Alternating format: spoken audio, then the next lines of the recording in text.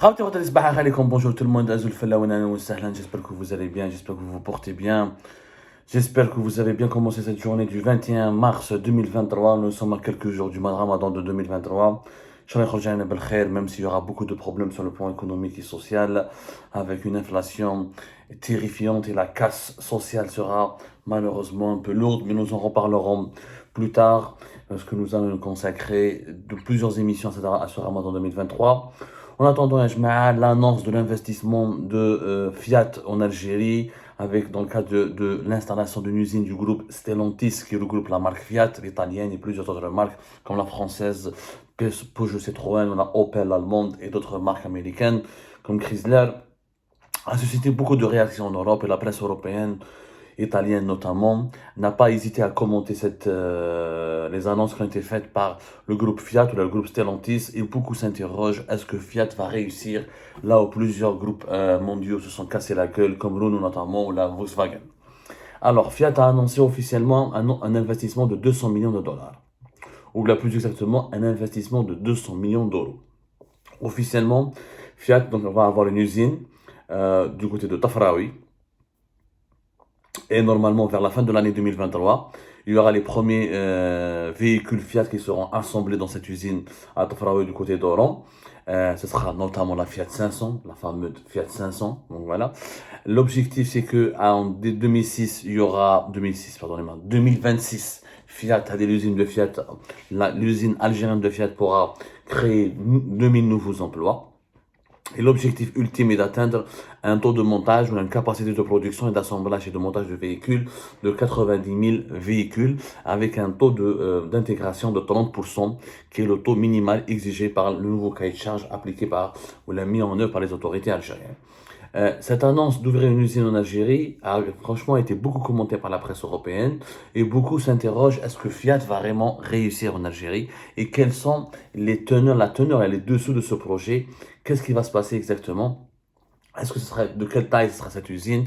Est-ce qu'il y aura vraiment de la valeur ajoutée? Est-ce qu'il va y avoir un transfert de technologie? Est-ce que Fiat pourra rentabiliser son investissement? D'où est-ce qu'ils vont venir, notamment ces 200 millions d'euros? D'où est-ce qu'ils vont venir? Parce qu'on rappelle, c'est que malheureusement en Algérie, il y a une tendance, beaucoup d'investisseurs étrangers viennent, ils ramènent juste un peu d'argent, et le reste des montants des investissements sont complétés par les banques algériennes. Selon plusieurs sources concordantes, les 200 millions d'euros, ce n'est pas Fiat qui va les dépenser. Pour le moment, nous n'avons aucune preuve, ni aucun engagement, ni aucune source sérieuse ou la fiable qui nous annonce c'est Fiat qui va faire ou qui va rapporter avec elle les 200 millions d'euros. Et 200 millions d'euros, c'est quoi? Est-ce que c'est juste le lancement du projet, ou là c'est un investissement à long terme qui va prendre jusqu'à 2026, pour les 3 prochaines années? Pour le moment, le projet il est flou. Il y a très très peu de communication, que du côté algérien comme du côté italien. Et selon nos sources, Fiat fait beaucoup dans la communication pour rassurer les autorités algériennes, pour les fidéliser, juste parce elle veut absolument lancer cette usine qui ne sera absolument rien, où il n'y aura aucune différence, avec les autres usines qui ont été mises en place durant la gérée de Bouteflika, à commencer par celle de Renault qui a commencé en 2014. Il y aura donc 4 modèles qui seront assemblés d'abord, parce que le taux d'intégration durant 2023 comme 2024, à 2025 ne va pas se développer. Il faut attendre 2026 pour que 30%. Donc ce sera un projet similaire. Je dis bien similaire, à la seule exception, c'est que cette usine n'a pas été autorisée à assembler des véhicules diesel, c'est-à-dire des véhicules essence. On parle des véhicules électriques, mais pour le moment, ça reste une utopie. On n'a pas l'environnement industriel et l'environnement social adapté pour utiliser les véhicules électriques et les recharger. Donc, je ne sais pas comment ils vont faire les autorités algériennes là-dessus. En tout cas, ce projet ressemble, franchement, très pour trait, au projet de Renault. Les Dès 2014. Renault, ils ont commencé comme ça. Ils avaient l'objectif d'atteindre 25-30% rapidement durant les 3 ou les 4 premières années. Renault a réalisé cet objectif, puisqu'à partir de 2018-2019, ils ont atteint 25% de taux d'intégration. Renault avait l'objectif de d'atteindre une production de 75 000 véhicules par an. Durant la meilleure année, c'était 50 000 véhicules. Et Renault, on se rappelle, la même chose. L'usine, normalement, devait coûter plus de 400 millions d'euros à l'époque en 2014, presque plus 400 et quelques 500. Renault n'a rapporté que 60, entre 50 et 60 millions d'euros. Le reste a été complété par des investissements algériens. Rappelons, parce que l'usine de Renault en Algérie, c'est derrière 51 côté algérien, 49 côté français du groupe Renault. Je rappelle, je m'appelle Renault en Algérie. Elle a été, il y a eu la SNVI, entre nous, il y a eu la SNVI, entre autres, à travers l'État algérien, la SNVI, Sonacom, l'ex-Sonacom. Même récemment, c'est le groupe Madar qui a décidé de racheter les parts de la SNVI. Et pour le moment, Renault, ils ne sont pas majoritaires, n'ont jamais été majoritaires dans son projet, mais c'est eux qui avaient l'exclusivité du management et qui avaient la direction du projet et ils étaient gérés par eux-mêmes, et par leur propre, et par Renault. Le partenaire algérien, il se contentait que de siéger dans le conseil d'administration. Dans le cas de Fiat, apparemment c'est pas le cas, il n'y aura pas de partenaire algérien, jusqu'à preuve du contraire. En tout cas, donc ce sera Fiat Algérie, une filiale visiblement pour le moment, parce que en Algérie il y aura beaucoup de rebondissements. Mais je fais un projet, il n'y a pas eu de il n'y a pas une étude préalable, ou la haja mbniya mliha, ou il y a des choses dans la transparence.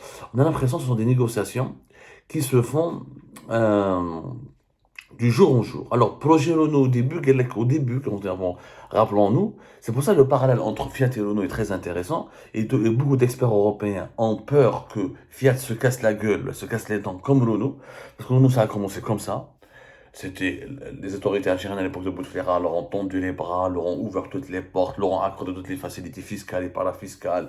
Ah non, pour compléter l'investissement. À l'époque, on parlait d'un investissement de plus de 1 milliard d'euros. On commencerait par 400 et quelques, parce que 500. Renault déjà a rapporté sur la table entre 50 et 60 et ça a commencé. Ça a duré 3-4 ans. Ensuite, l'usine elle a fermé. Renault, pourquoi ça a fermé et pourquoi ça n'a pas été relancé. Alors, Renault, ça a été fermé à partir de 2019-2020 lorsque les autorités algériennes ont interdit l'importation des kits d'assemblage. Les fameux SKD, CKD, SKD, c'est-à-dire les composants des voitures qu'on doit importer depuis l'étranger pour les assembler ou la faire du montage en Algérie. 2021, des négociations ont été... 2022, 2021, Renault a pu redémarrer légèrement, ensuite ça s'est arrêté. 2022, des négociations ont été lancées et ça devait recommencer, l'usine Renault devait être relancée officiellement à partir de janvier 2023. Sauf que le problème qui s'est posé, c'est que déjà Renault avait la capacité elle avait suffisamment, les kits qui étaient déjà disponibles dans l'usine, c'était pour assembler 3200 véhicules. Même Renault avait demandé aux autorités algériennes des autorisations pour importer des kits depuis l'Espagne afin de procéder à l'assemblage de 17 000 véhicules.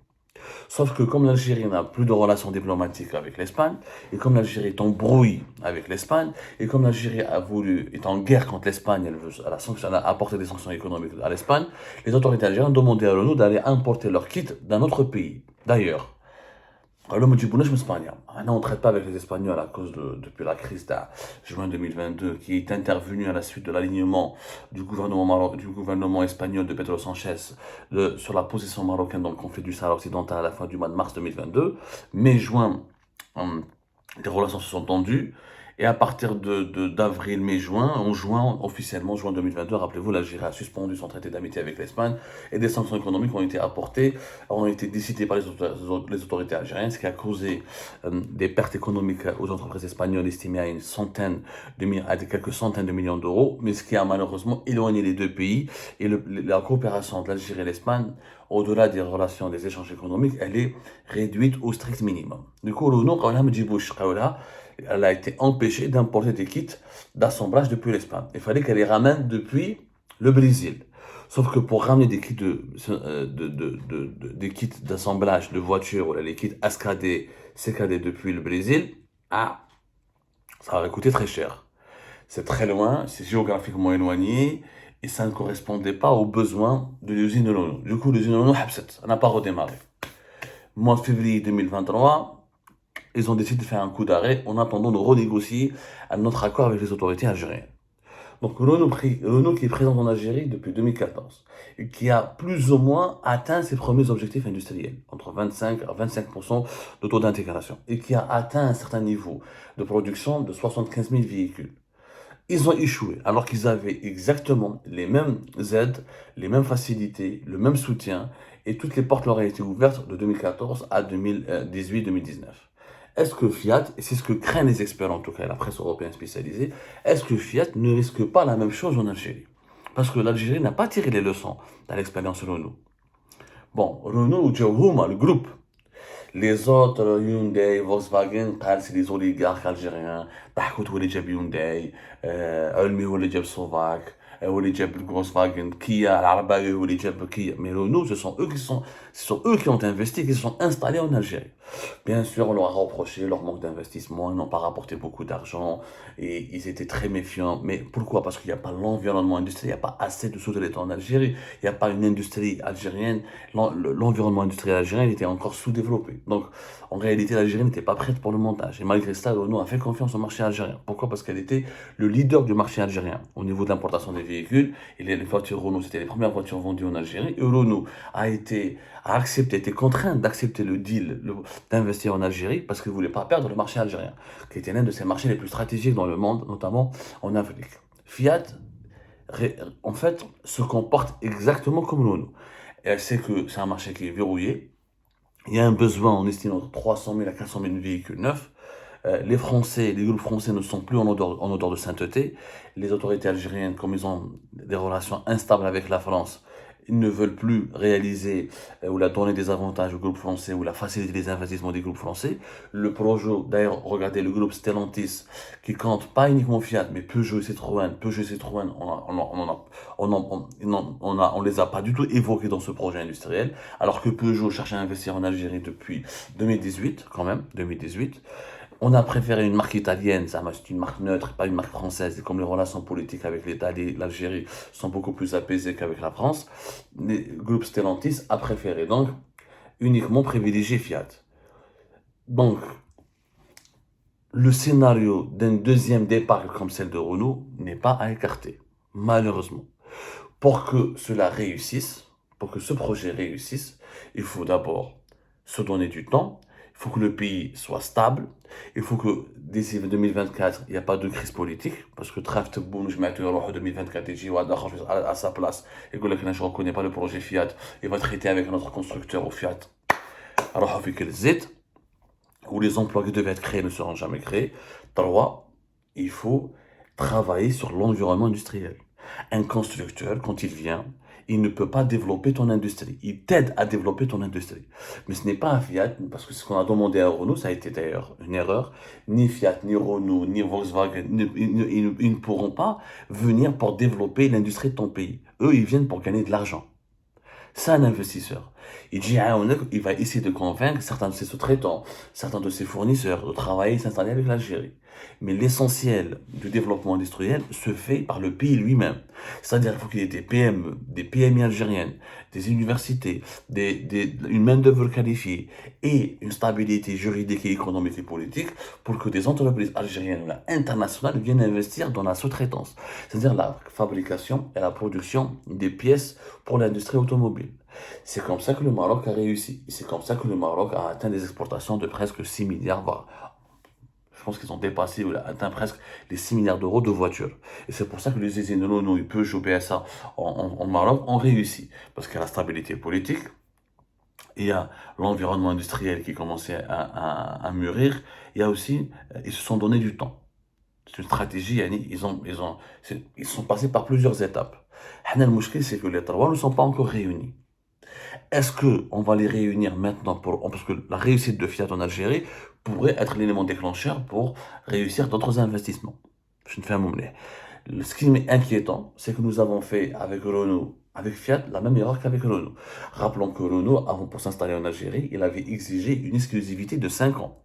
C'est-à-dire qu'il a demandé au gouvernement algérien de n'autoriser aucune autre usine de montage au bout de 5 ans. Le gouvernement algérien à l'époque leur a donné 3 ans.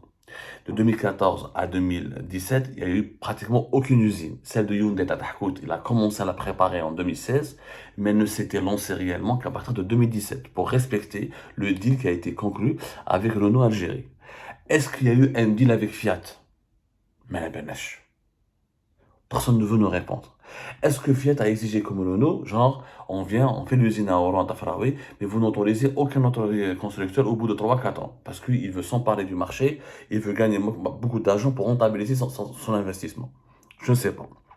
Si les autorités algériennes ont ont donné ce privilège-là, ont accepté de négocier ce point-là avec Fiat, alors ça aurait été une erreur grossière parce que c'est ce qui nous a c'est ce qui nous a fait perdre beaucoup d'argent, beaucoup de temps avec Renault. Renault aurait dû s'installer en 2014, l'Algérie aurait dû, de façon concomitante, et en même temps, en parallèle, négocier avec d'autres groupes internationaux, genre Toyota, Volkswagen ou là d'autres.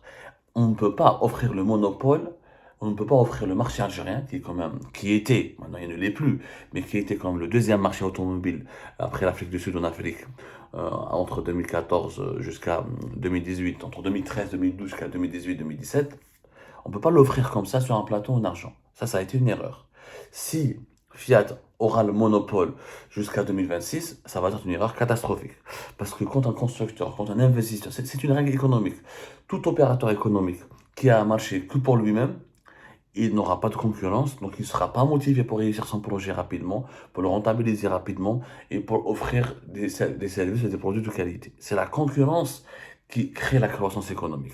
C'est la concurrence qui est le moteur, la concurrence et la compétition qui sont les moteurs de la création et de la richesse, de la croissance économique.